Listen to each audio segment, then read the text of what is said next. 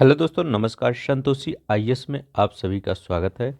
यहाँ पर आज हम आपके लिए एक नई सीरीज शुरू करने जा रहे हैं। काफ़ी बच्चों का मैसेज आया था, यूट्यूब पे भी वैसे भी मैसेज आया था। सब लोग कह रहे थे सर सीसैट का जो आपका ये इंटरपर्सनल कम्युनिकेशन से रिलेटेड लगभग 20 से 25 क्वेश्चन आ जाते हैं, उसको करवा दीजिए। तो हम यहाँ पर आपका क्या करेंगे, जितने भी 2022 से 2023 तक, ठीक है, जितने भी आपके प्रश्न आए हुए हैं पेपर में, सब कुछ करवा देंगे। ठीक है, यहाँ पर ये पूरा आपको 10-15 दिन में ख़त्म ही कर देंगे। मतलब हो सकता है इसी महीने में ख़त्म हो जाए। तो प्लीज़ आप अगर पूरा पढ़ना चाहते हैं तो आप मेरे साथ लग 17 तारीख तक बने रहिए। चैनल को सब्सक्राइब कर लीजिए, वीडियो को लाइक कर दीजिए। अब हम आपको ऐसे ही पूरा बता नहीं देंगे कि इसका बी होगा, इसका सी होगा। सब कुछ हम डिटेल में आपको समझाएंगे कैसे इसका हुआ। ठीक है, तो चलते हैं, शुरू करते हैं। ये 2000 आपका 12 का टेस्ट है। तो 2012 का टेस्ट देख लेते हैं कैसे कैसे आपका पूछा गया था पेपर में। सी साइट में ये इंटरपर्सनल कम्युनिकेशन से किस प्रकार से प्रश्न आए थे। तो चलते हैं, देखते हैं पहला क्वेश्चन क्या रहा है। और ये आदित्य पब्लिकेशन की बुक है जो हिंदी और इंग्लिश में दोनों में है। तो आप इसको ले सकते हैं, किसी मार्केट में हर जगह मिल जाएगी। ठीक है, तो चलते हैं, हम देखते हैं। यहाँ देखते हैं, लिखा गया है seeds should be treated with fungicide before sowing. मतलब बीजों को बोने से पहले फफूंद रोधी में भिगो देना चाहिए, ये पूछ रहे हैं। ठीक है, अब इसमें दूसरा क्या कर रहा है, रीजन क्या कर रहा है, कह रहे हैं without treating with fungicide the seed do not germinate. मतलब इनका कहने का मतलब है बिना फंगीसाइड, मतलब जो बिना फफूंद रोधी में भिगोए बीजों का अंकुरण नहीं होता है, ये इनका कहने का मतलब है। तो बताइए इसमें कौन सा आपका सही है। तो यहाँ पर आपका देखिए, पहला तो सही ही है कि बीजों को अगर बोने से पहले फफूंद रोधी में भिगो देते हैं तो थोड़ा सा सही माना जाता है, जल्दी से आपको ग्रो कर ले। लेकिन यहाँ पे कह रहे हैं बिना फफूंद रोधी में भिगोए बीजों के अंकुरण नहीं होता, तो ऐसा नहीं है। बीज तो कभी कभी ऐसा कभी देखे हैं कि हम फफूंद रोधी में भिगोए, कभी चना वैसे ही डाल दीजिए, देखिए एक पौधा तैयार हो जाता है। सरसों वैसे ही थोड़ा सा डाल दीजिए, ऐसा पौधा तैयार हो जाता है। तो ये मतलब कोई लॉजिक नहीं है कि बिना उसमें भिगोना ही पड़ेगा। तो ये आपका गलत है। तो आपका कौन सा सही है, डी वाला, ए सही है और किंतु आर गलत है। ठीक है, ए सही है, आर गलत है। देखिए इसी प्रकार से क्वेश्चन आपके बने हैं।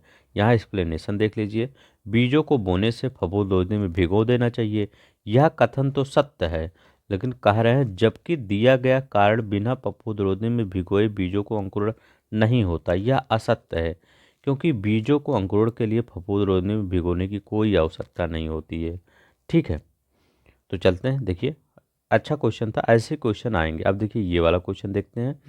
ये वाला क्वेश्चन क्या कह रहा है, क्वेश्चन कह रहा है student are influence more by their teacher. विद्यार्थी अपने अध्यापकों से अधिक प्रभावित होते हैं। तो हाँ पता है, प्रभावित तो होते ही हैं। अब इसमें देखिए कंक्लूजन कर रहे हैं, क्यों, निष्कर्ष उसका निकालिए, क्यों ज़्यादा प्रभावित होते हैं।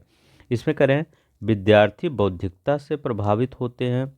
ठीक है, दूसरा करें विद्यार्थी अध्यापकों को अपना आदर्श मानते हैं। तीसरा करें विद्यार्थी अधिकांश समय स्कूल में बिताते हैं। अच्छा बताइए, कभी कभी आप डेली स्कूल जाते होंगे, लेकिन आप को सभी मतलब अध्यापक से प्रभावित नहीं होते होंगे। ठीक है, ऐसा थोड़ी है कि आप स्कूल जाइए और सभी टीचर से बार बार प्रभावित होइए, ऐसा नहीं होता। ठीक है, तो यहाँ करें विद्यार्थी अध्यापकों को अपना आदर्श मानते हैं, तभी तो आप प्रभावित हो सकते हैं। और बौद्धिकता से अगर कोई टीचर मतलब ज़्यादा अच्छे हैं, टैलेंटेड टीचर हैं, तो आप उनसे भी प्रभावित हो सकते हैं।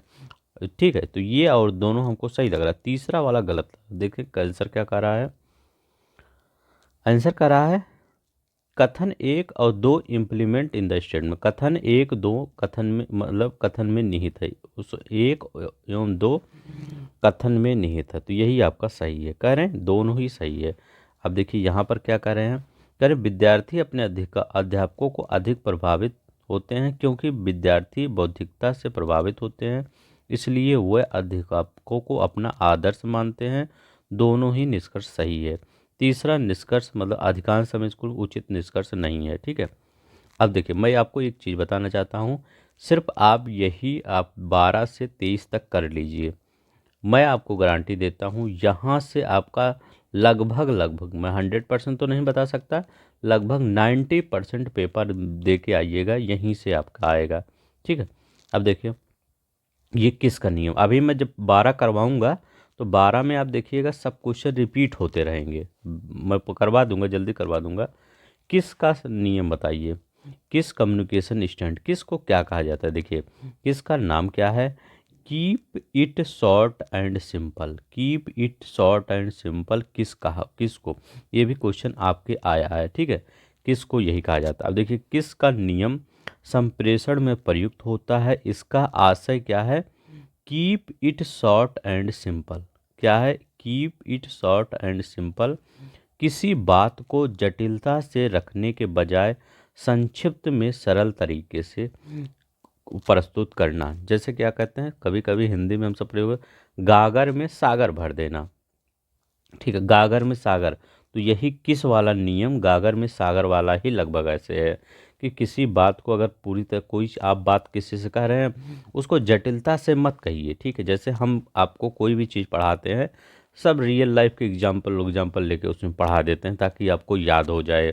अगर अभी मैं उसमें ढेर सारा मतलब इतना टफ लैंग्वेज यूज कर दूं कि आपको पता, अगर पता मतलब पता ही रहे या पता भी रहे तो आपको बोरिंग लगेगा। इसीलिए मैं हमेशा सोचता हूँ कि आपको ऐसे ऐसे एग्जाम्पल लूँ ताकि आपको याद हो जाए। तो यही गागर वाला सागर वाला यही है, keep it short and simple, किसका नियम यही होता है, KISS, keep it short and simple, ये याद रखिएगा, पेपर में आपसे पूछ सकता है, हर चीज़ रिपीट होने की संभावना है। चौथा देखते हैं, चौथा क्या पूछा था, कह रहे हैं निम्नलिखित में से कौन सा कारण त्योरी, ठीक है, त्योरी चढ़ाने के नकारात्मक संकेत के रूप में व्यक्त किया जाता है। कह रहे हैं which one of the following is the reason for emitting the negative signal of schooling. ठीक है, तो ये बताइए स्कूलिंग क्या होता है, ये तो ये होता है आपका चिढ़, त्योरी जो चढ़ाना होता है चिढ़, त्योरी चढ़ाने में नकारात्मक संकेत का अर्थ है किसी व्यक्ति को पसंद ना करना, अर्थात उसे चिढ़ होना। चिढ़ आपको किससे होता है, आपको कई कई लोगों को हो सकता है पड़ोसी से चिढ़ हो, कई लोग को हो सकता है रिश्तेदार से चिढ़ हो, तो क्या उन सबके लिए क्या बोलेंगे, त्योरी चढ़ाना, त्योरी चढ़ाना। जैसे आपका पेपर हुआ, रिश्तेदार पूछ लिए कैसा पेपर हुआ, पता चला पेपर लीक हो गया है, क्या बताएंगे आप, उन सब की आदत है पूछना, चाहे लीक हो चाहे नहीं हो। ठीक है, अब या आपका पड़ोसी पूछ लिए क्या है, तो वो त्योरी चढ़ाना, क्या चिढ़, वो मतलब हम सब चिढ़ते हैं, मतलब आप लगभग सब लोग चिढ़ते ही हैं, लेकिन वो सब क्या करते हैं, ये पूछ लेते हैं। ठीक है, त्योरी वही चढ़ाना। ठीक है, तो ऐसे याद करेंगे त्योरी तो याद हो जाएगा, वैसे याद कर लेंगे त्योरी तो नहीं याद होगा।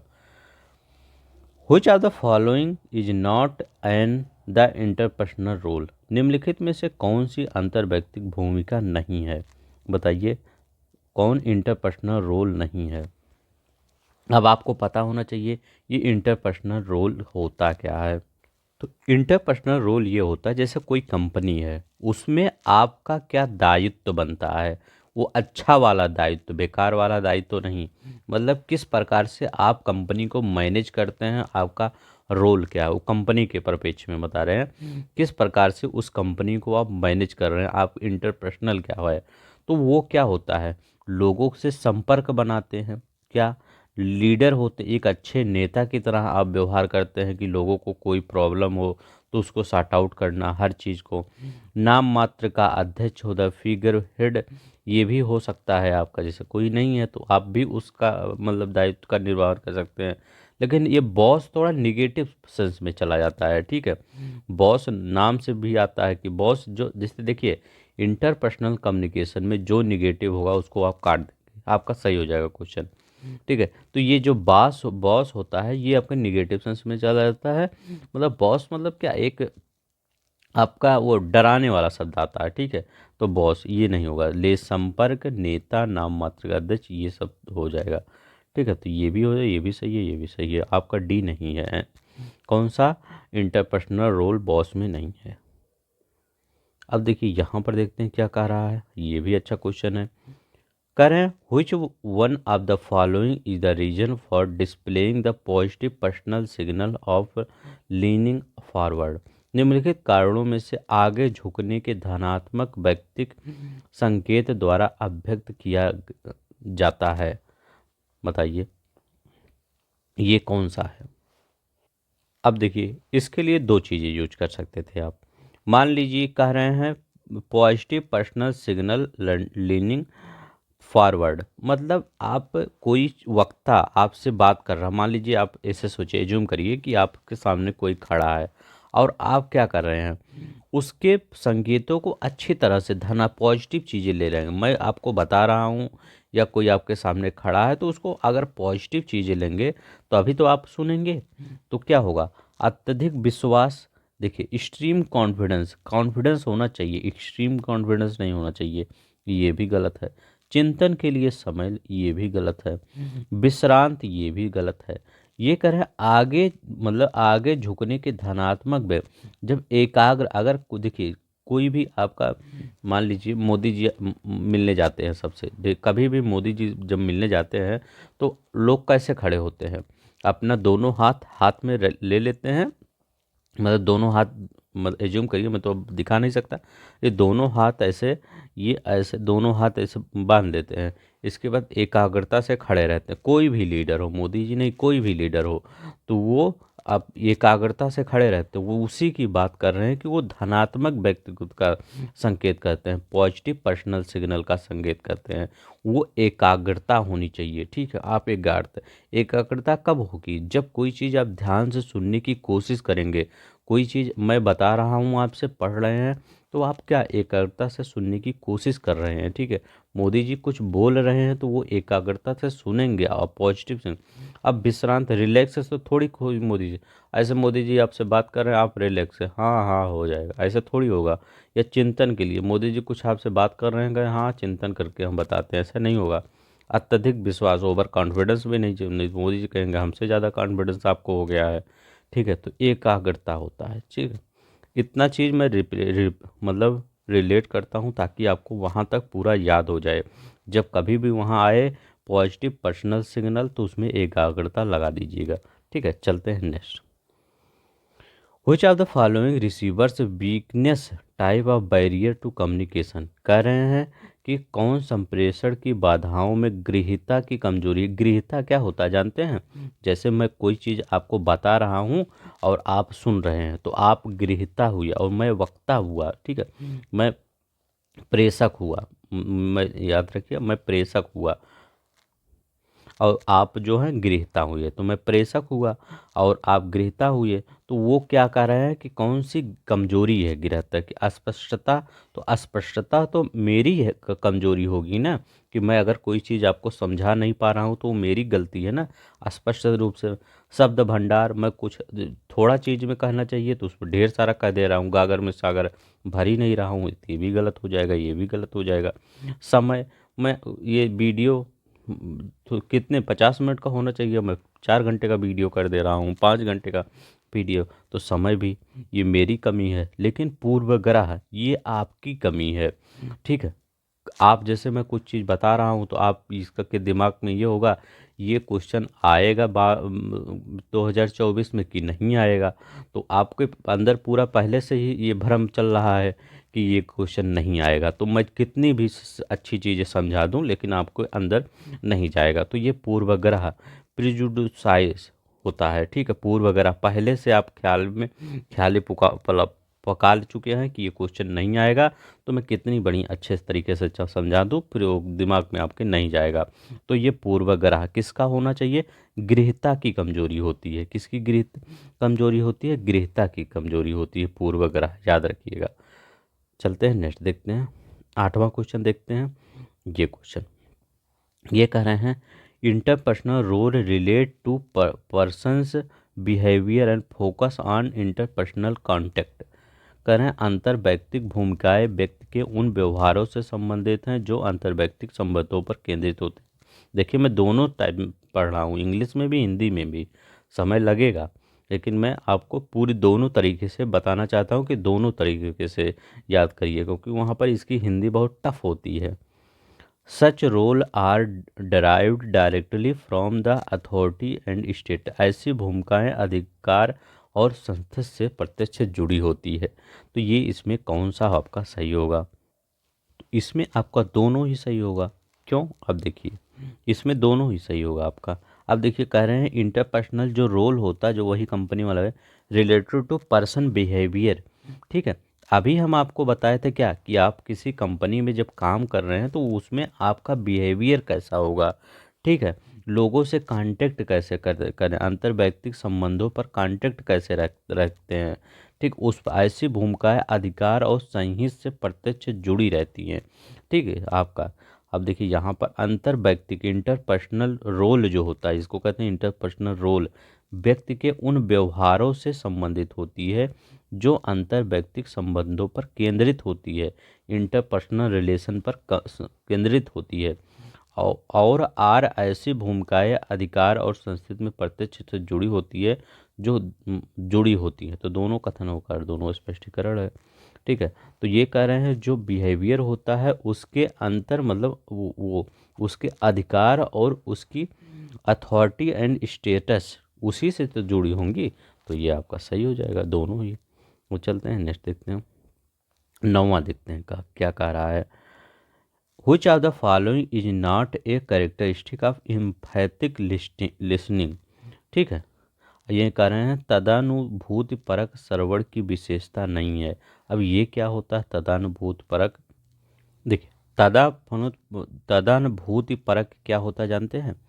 ये देखिए, इसका मतलब, कहने का मतलब है कि जैसे मैं कोई चीज़ आपको बता रहा हूँ तो आप मेरे स्थान पे रहकर सोचिए कि जो मैं समझा रहा हूँ कि आप समझ पे आ रहा है कि नहीं। तो मेरे स्थान पे रह के समझिए ना, कि मतलब अगर जैसे मैं कोई चीज़ आपको नहीं समझा पा रहा हूँ तो आप सोचिए कि अगर मैं यहाँ पर होता तो कैसे समझाता, या फिजिकली आप कैसे समझा पाते। जैसे मैं कोई चीज़ बोल रहा हूँ तो आप फिजिकली कैसे समझा पाते, फीलिंग आप कैसे दे सकते हैं। तो क्या रहा है, putting one self in the position of speaker, यही करें वक्ता की स्थिति में स्वयं को रखना, यही आप ये विशेषता है। ठीक है। अभी हमें कहा आप मेरे स्थान पे आइए समझाइए, तो आप ये है आपका तदानुबलक इम्फैटिक लिस्टिंग आ जाएगा। तो ये रखाइएगा। देह भाषा का प्रेक्षण करना, ओवर्जिंग बॉडी लैंग्वेज, जैसे मैं कोई चीज़ आपको, अब तो यहाँ तो बता मैं नहीं सकता, लेकिन जो देह भाषा मतलब कुछ आपको ऐसे हाथ इधर उधर करके बताऊं तो वो भी होता है इसमें। संप्रेषण की विषय वस्तु और भावनाओं दोनों पर ध्यान केंद्रित करना, focusing both on feeling on contact of the message. ठीक है। तो आप मैं जो बोलूं उसको भी कैप्चर करिए, और जो मैं हाथ से हिला उला के बताऊं वो भी कैप्चर करिए, फोकस करिए उस पर। लेकिन बीइंग इवलूटिंग मूल्यांकन परक होना ये आपकी विशेषता नहीं है। तो ये आपका मूल्यांकन होना ये विशेषता नहीं है तदानुपरक की। तो बी वाला इसमें सही होगा। ठीक है। यही देखिए, ये सब वही सब लिखा गया है जो है। ठीक है। चलते हैं नेक्स्ट देखते हैं। ये क्वेश्चन अच्छा क्वेश्चन है, इसमें बताइए क्या हो सका। आपका दिया है बैरियर ऑफ कम्युनिकेशन और टाइप्स ऑफ बैरियर। तो इसमें कह रहे हैं बैरियर कौन से हैं ये, और उस बैरियर के प्रकार से कौन से हैं, तो ये बताना है। तो बैरियर ऑफ कम्युनिकेशन ये जो जितने भी दिए गए हैं ये बैरियर हैं। ठीक है। और इसके प्रकार हैं। तो बताइए शब्द भंडार कहाँ में बैरियर का काम करेगा, तो कौन से प्रकार में आएगा? शब्द भंडार ऐसे दे सकता है आपका पेपर में, तो इसमें बताइए कौन से प्रकार में आएगा। तो वो किस प्रकार में आएगा? लैंग्वेज में, जहाँ पर भाषा ये सब बोली जाएंगी वहीं तो शब्द आएगा, बिना भाषा के कैसे शब्द आएगा। तो याद रखिएगा शब्द कहाँ पर आएगा, जहाँ पर भाषा है। तो एक का कौन सा आएगा? चौथा आ जाएगा। एक का चौथा है तो देखिए यहाँ भी कैंसिल हो गया, ये भी कैंसिल हो गया, आपका दो बचा। अब देखिए दूरी कहाँ आएगा? दूरी, तो दूरी कहाँ आएगा? दूरी आपका संरचना स्ट्रक्चरल में आएगा। ये आपका ये संरचनात्मक में आएगा। दूरी क्या होगा, मतलब उसकी संरचना क्या है। मान लीजिए उस कोई चीज़ की संरचना ये है, इतनी दूरी में इसकी संरचना, मान लीजिए इतनी दूरी में कोई यहाँ पे खड़ा है, कोई यहाँ पे खड़ा है, कम्युनिकेशन कर पा रहा है नहीं। लेकिन अगर यहाँ पे खड़ा है, यहाँ पे खड़ा है, तो दोनों लोग कम्युनिकेशन आराम से करेंगे।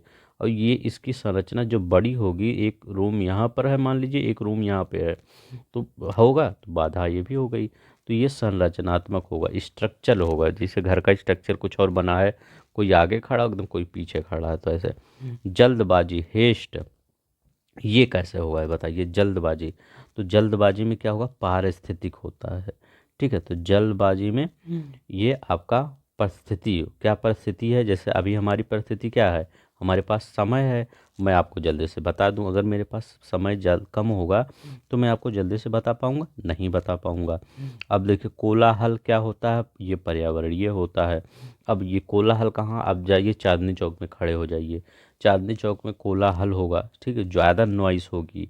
और अब जाके कहीं पे मतलब ऐसे एरिया पे खड़े हो जाइए जहाँ अक्षरधाम में खड़े हो जाइए, या किसी पार्क में खड़े हो जाइए, ठीक है, जहाँ पे थोड़ा सा नॉइस कम होगी। ठीक है, तो ये क्या होगा, सिचुएशनल पर्यावरणीय होता है। कोलाहल क्या होता है, सिचुएशनल होता है। पर्यावरण होता है जल्दबाजी, परिस्थिति के अनुसार किया जाता है कि परिस्थिति टाइम है कि नहीं है।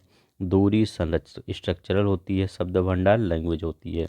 ठीक है, अगर आपको पसंद आ रहा होगा प्लीज़ आप लाइक कर दीजिएगा, सब्सक्राइब कर दीजिएगा, ठीक है, और शेयर भी कर दीजिएगा दोस्तों में। ठीक है, ए का चौथा और बी का पहला, तो ए का चौथा बी का पहला एक यहीं पे है। ठीक है, चलते हैं, ये देखिए यहीं पे है, डी वाला सही है। देखिए सब कुछ यही है। यहाँ देखते हैं कौन सा आपका सही है। सूचना प्रदत्त प्रकरण हेतु व्यक्तिनिष्ठ अनुभव के उपयोग आत्मविश्वास और आत्म अभिप्रेरणा पर आधारित निर्णय लेना संदर्भित करते हैं। Decision making based on the use of subjective experience, self confidence और self motivation to process information data refers. ठीक है, तो इसमें बताइए कौन सा आपका सही, मतलब सही है। तो ए वाला आपका सही है। क्या कर रहे हैं कि अंतर्दर्शी निर्णय लेने को, कौन सा निर्णय होता है, अंतर्दर्शी निर्णय लेने को दिखाता है। तो इस क्वेश्चन को आप अगर वहाँ पे पेपर में बैठे हैं तो ऐसे ही कर दीजिए।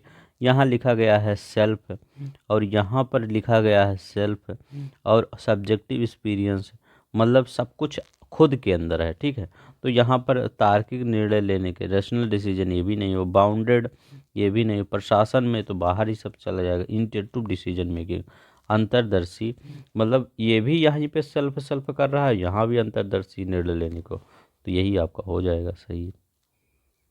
और देखिए यहाँ पर सूचना के प्रकरण हेतु व्यक्तिगत अनुभव के उपयोग आत्मविश्वास आत्म अभिप्रेरण पर आधारित निर्णय लेना अंतर्दर्शी निर्णय का संदर्भित करता है। क्या कर रहे हैं, आत्म अभिप्रेरण। आत्म अभिप्रेरण का इंग्लिश देखते हैं क्या होता है, ये सेल्फ मोटिवेशन, ये भी याद रखिएगा, और ये भी सेल्फ मोटिवेशन कहे मतलब खुद मोटिवेट होइए, और ये सेल्फ कॉन्फिडेंस, ये तो आत्मविश्वास ही है।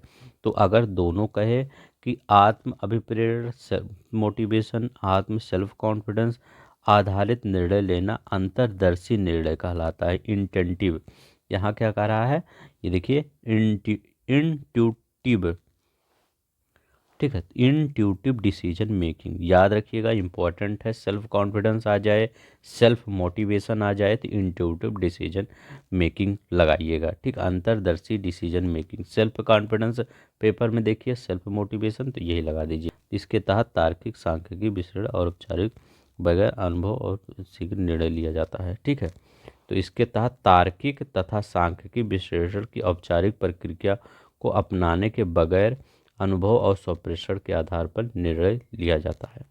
चलते हैं डिसीजन मेकिंग वाले पे, देखते हैं क्या कर रहे हैं। कहें इसमें कह रहे हैं the one who makes short term adjustment and long term structural change to maintain the equilibrium is called, क्या कहलाता है, जो अल्पकालिक संयोजनों और दीर्घकालिक संरचनात्मक परिवर्तनों में समता बनाए रखे उसे कहेंगे। उसे क्या कहेंगे? तो इसको क्या कहेंगे? रिसोर्स एलोकेटर बता, क्या कहेंगे? रिसोर्स लोकेटर बता कहेंगे। ठीक है। अब देखिए संसाधन आवंटक, इसको क्या क्या कहते हैं सबको देख लेते हैं क्या क्या कहते हैं। अब देखिए यही होता आपका अल्पकालिक संयोजक और दीर्घकालिक संरचनात्मक।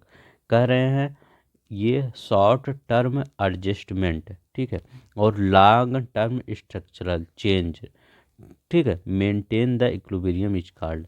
तो जो शॉर्ट टर्म एडजस्टमेंट होता है, लॉन्ग टर्म स्ट्रक्चरल होता है, को चेंज टू मेंटेन, उसको मेंटेन करने के लिए क्या संयोजन किया जाएगा? देखिए अल्पकालिक संयोजन और दीर्घकालिक संयोजन के परिवर्तनों में समता बनाए रखें, मतलब दोनों को समान, न ज़्यादा छोटा हो चीज़ें न ज़्यादा बड़ी हो, उसको करने के लिए उपयुक्त विकल्प संसाधन आवंटक होगा। क्या होगा? कौन सा संसाधक क्या होगा? संसाधक आवंटक होगा, रिसोर्स एलोकेटर होगा। कैसे? आप जैसे कोई चीज़ करने के लिए, मान लीजिए आप कंपनी में है, फैक्ट्री में है, कंपनी में करने के लिए, तो वहाँ पर जब तक आपके पास रिसोर्स नहीं होगा तब कोई काम कैसे आप जल्दी से कर सकते हैं?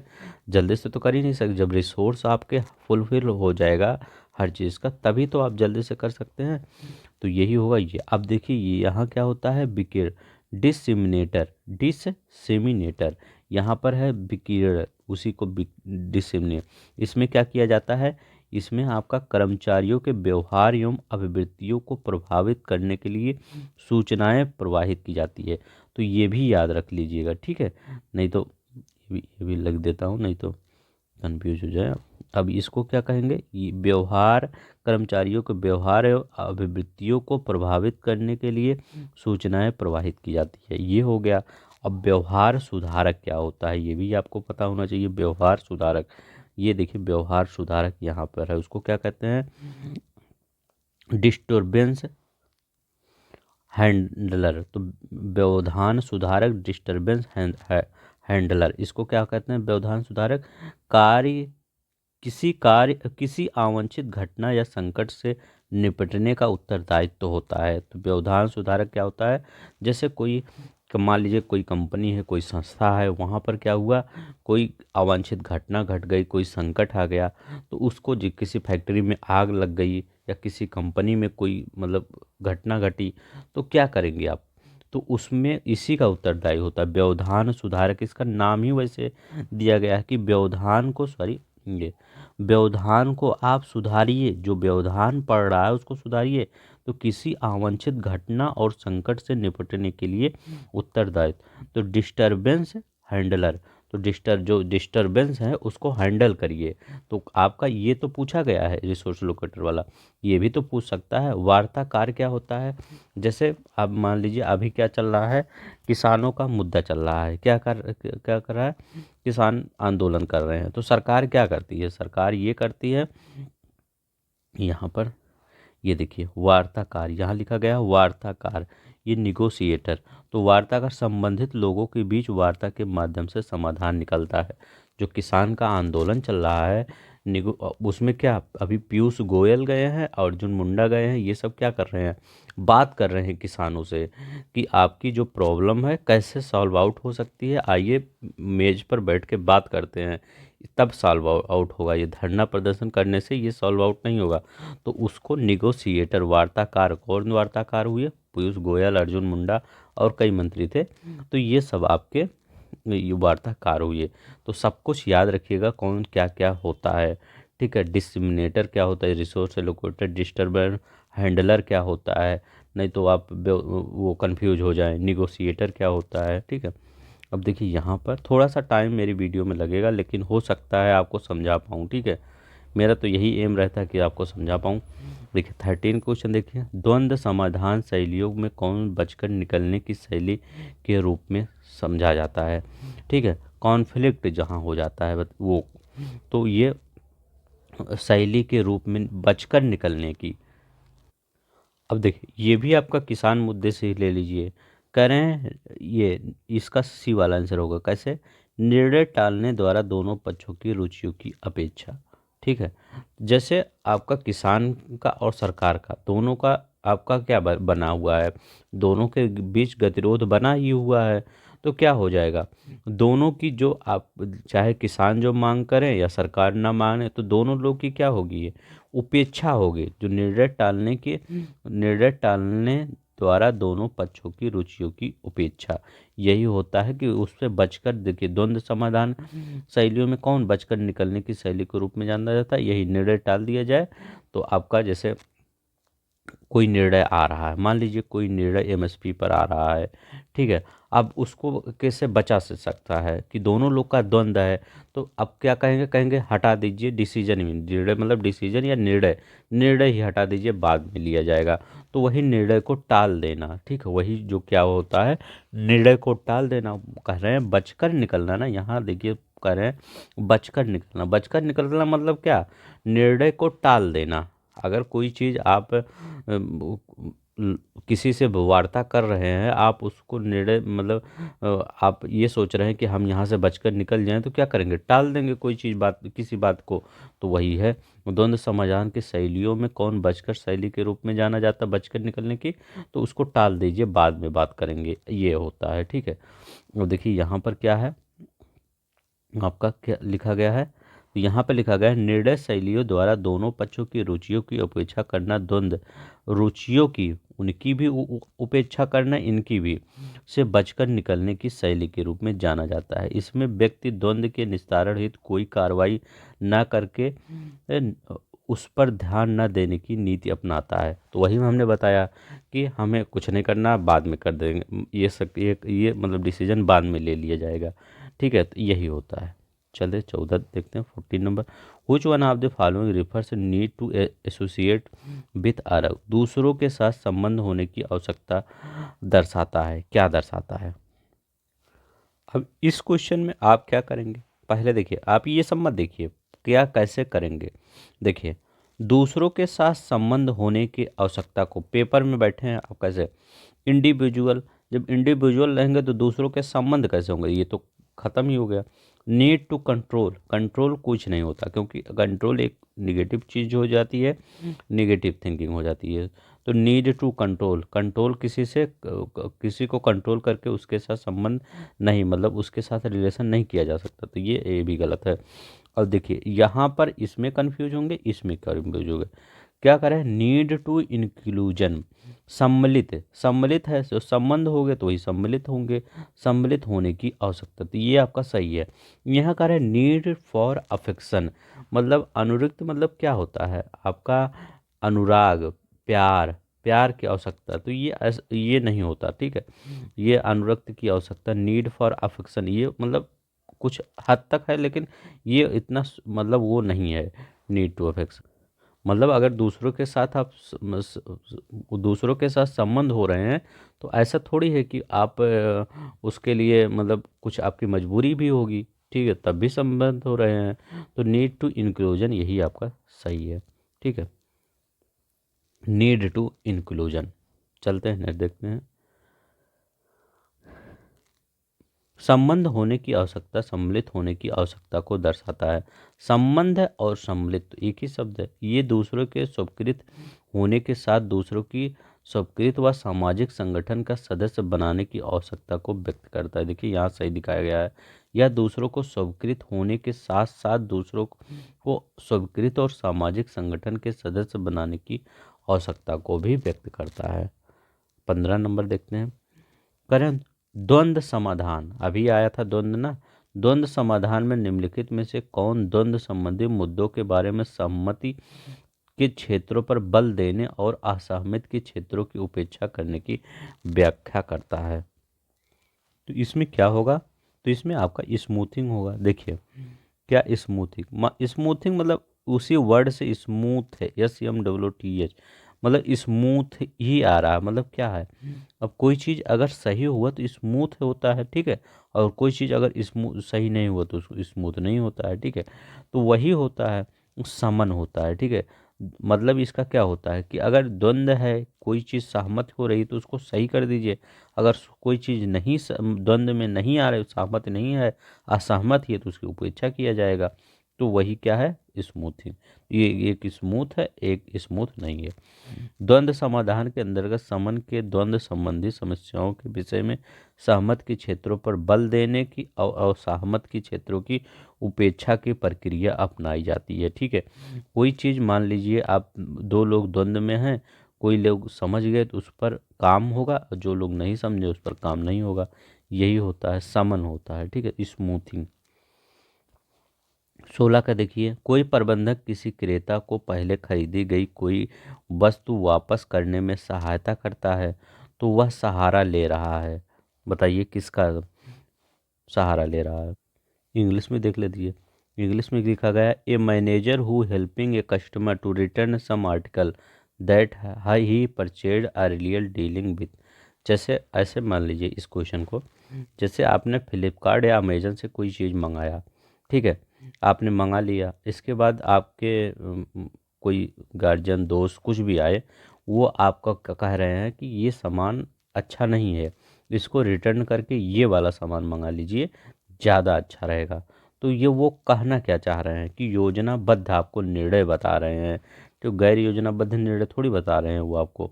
ठीक है, ये आपका गलत हो गया। ये अनिश्चितता अनिश्चितता थोड़ी बता रहे हैं, वो तो सिर्फ बता रहे हैं कि इस जो पहले से खरीदी गई कोई चीज़ वापस करने में सहायता कर रहे हैं, और वो कह रहे हो वो मतलब सहायता कर रहे हैं, और वो भी बता सकते हैं कि आप दूसरा ले लीजिए, तो वो सहारा ले रहे हैं, ये भी गलत है। ये बद्ध मूल तारिकता का, उसमें तारिकता का की कोई बात ही नहीं है। योजनाबद्ध आपका निर्णय बता रहे हैं। ठीक है, कोई चीज़ निर्णय लीजिए, अच्छी निर्णय। कोई बुक आपने मंगाया फ्लिपकार्ट से जैसे, तो वो बता रहे हैं कि इसको अब अच्छी बुक मंगाइए, ये बुक काम नहीं करेगी, अच्छी बुक मंगाइए। ठीक है, तो वो आप उनकी बात मानेंगे। ठीक है, वो वही होगा प्रोग्राम डिसीजन, योजनाबद्ध निर्णय का। तो ठीक है, ये मतलब सिंपल ही है। जब कोई प्रबंधक किसी क्रेता को खरीदी गई कोई वस्तु वापस करने में सहायता करता है तो वह योजनाबद्ध निर्णय का सहारा लेता है। ठीक है, योजना ही बना के बता रहे हैं ना। इस तरह की समस्याएं पूर्व परिचित तथा समान रूप से परिभाषित होती है। इनके संबंध में लिए जाने वाले निर्णय पूर्व मानक पर आधारित होते हैं। 17 का देखिए, बहुत ही अच्छा क्वेश्चन है। ये मतलब निर्णय लेना है आपको कि आपके जो मेन आपको कोई, ये क्वेश्चन का जानते हैं क्या है कि आप कोई 10 लोग को नियुक्त करना है उसमें, लेकिन आपके ऊपर वाले से दबाव आ रहा है कि आप इस बंदे को नियुक्त कर दीजिए। एक बार मैं पढ़ भी देता हूँ। आप भारत सरकार के एक मंत्रालय में उप सचिव डिप्टी सेक्रेटरी हैं और आप दो तकनीकी सहायकों की नियुक्ति पर निर्णय लेने जा रहे हैं। कितने? दो सहायक, तकनीकी सहायक मतलब दो ही लोग हैं, दो ही पोस्ट ही है उसमें। ठीक है, दो पोस्ट लिख ली है। उसके लिए कितने उम्मीदवार हैं? 10 उम्मीदवार हैं जो साक्षात के लिए रखा गया है। दो, इन सबका साक्षात्कार होगा और ये दो लोग इस पर भर्ती होंगे, मतलब इसी पोस्ट पर दो लोग होंगे। उनकी शैक्षिक योग्यता और पूर्व कार्य अनुभव के आधार पर आपको वरीयता क्रम में उनको रखना होगा, कि मतलब उनके एक्सपीरियंस के हिसाब से और उनके मतलब जो डिग्री लिए होंगे उसके हिसाब से आपको रखना होगा। लेकिन एक ऊपर से आपको आर्डर आ गया। क्या आर्डर गया? मंत्रालय के एक वरिष्ठ अधिकारी जिनसे आप परिचित हैं, ऊपर वाले अधिकारी, जैसे आप डिप्टी सेक्रेटरी हैं, ऊपर वाले आपका मुख्य सेक्रेटरी हो जाएंगे। ठीक है, चीफ सेक्रेटरी, तो वो कहेंगे आपसे कि थोड़ा सा ये इस बंदे को देख लीजिएगा। ठीक है, ऐसे कर रहे हैं, मतलब जुगाड़ वाला काम चल रहा है। पूर्व से परिचित हैं आप उन सेक्रेटरी से, और आपसे पहले क्रम के दो उम्मीदवारों में वाई के नाम की संतुष्ट करने के लिए कहेंगे, तो आप क्या करेंगे? तो मतलब वो सेटिंग वाला में आप डिसीजन क्या लेंगे? ठीक है, तो अब देखिए, अब इसमें बताइए क्या, आप खुद पढ़िए और बताइए क्या डिसीजन लेंगे। थोड़ा सा अब बताइए, तो कौन सा डिसीजन आप लेने वाले हैं? डिसीजन तो ये इस मामले में अपने वरिष्ठ अधिकारी के सम्मुख लाएंगे और उनकी मौखिक अनुसार काम करेंगे। मतलब आप घोटालों में घोटाला करेंगे, ये काम करने जा रहे हैं? नहीं, ये सब कुछ नहीं करना है। ठीक है, आप ये चाहे कोई भी कहे कुछ भी कहे, आपको तो यहाँ तो सही करना है, बाहर जब नौकरी पा जाएंगे कुछ भी करिए उससे नहीं मतलब है। ठीक है, किसी अधिकारी की बात नहीं मानेंगे, सबको फेयर तरीके से ज्वाइनिंग देंगे। उस वरिष्ठ अधिकारी का अनुरोध मानेंगे जिसने आपसे संपर्क किया था और यह जानते हुए भी कि उनका उम्मीदवार श्रेष्ठतम दो में से नहीं है, तो उससे वरिष्ठ दो उम्मीदवारों को में संतुष्ट करेंगे। वरिष्ठ दो उम्मीदवार मतलब आप पता है कि वो जो आप बंदा हमको बताया गया है कि इनका चयन कर लीजिए, वो उनका डिग्री उग्री सही नहीं है, मतलब डिग्री सही है मतलब वो ज़्यादा अच्छा साक्षात्कार नहीं दे, इंटरव्यू नहीं दे पाए हैं, तो आप क्या करेंगे, उन तब भी ले लेंगे? नहीं, ये सब कुछ नहीं करेंगे। ठीक है, सिस्टम नहीं है उस वरिष्ठ उम्मीदवार को संतुष्टि करेंगे, ये भी नहीं है। कहें सभी 10 उम्मीदवारों की विवरण की जांच करेंगे, ये वाला सही है अभी, और योग्यता के आधार पर निर्णय करेंगे, चाहे अंततः वायु उम्मीदवार का ही चयन हो जाए। ठीक है, पूरे 10 लोग का, जैसे 10 लोग हैं सबका एक एक लोग का इंटरव्यू लेंगे, जैसे जो अच्छा होगा उसका आप चयन करेंगे, लाइक है यूपीएससी। ठीक है, यह देखेंगे कि उम्मीदवार वायु के वरीयता क्रम में नीचे रखा जाएगा और कदापि नहीं, तो ये सब कुछ नहीं, यही मतलब इसमें कह रहे हैं फेयर तरीके से आपको काम करना है बस। ठीक है, तो ये लॉजिकल एनालिटिकल एबिलिटी है ये सब, बस। तो इतना ही आज के लिए, ये सब आपका ये जो है ये आपका वो था, ये रीजनिंग के हैं, तो रीजनिंग के हम करवाएंगे, उसको भी करवा देंगे लेकिन उसके लिए अलग समय। तो इसमें सिर्फ आपका हमने बताया है, सिर्फ यहाँ पर इंटरपर्सनल कम्युनिकेशन से जो क्वेश्चन आते हैं उससे और डिसीजन मेकिंग से जो क्वेश्चन आते हैं वो करवाएंगे। तो चलिए यहाँ पर देखते हैं, जितना भी आपको मतलब पढ़ाया गया है इसी से पढ़ लीजिए बस, और आपसे कुछ नहीं पढ़ना है, सब आप जितना भी क्वेश्चन आएगा वहाँ पर कर देंगे। ठीक है, आपका आराम से सेट निकल जाएगा, वैसे भी निकल जाएगा, कोई दिक्कत नहीं है, लेकिन थोड़ा सा पढ़ लेंगे तो अच्छा नंबर भी आ जाएगा। नंबर भी इसमें क्या चाहिए, कुछ पास करना है, लेकिन कॉन्फिडेंस आ जाएगा, पेपर दे के आएंगे। तो आज के लिए बस इतना ही, अगर पसंद आएगा तो लाइक कर दीजिएगा और शेयर कर दीजिएगा, सब्सक्राइब कर दीजिएगा। धन्यवाद, नमस्कार, जय हिंद, जय भारत।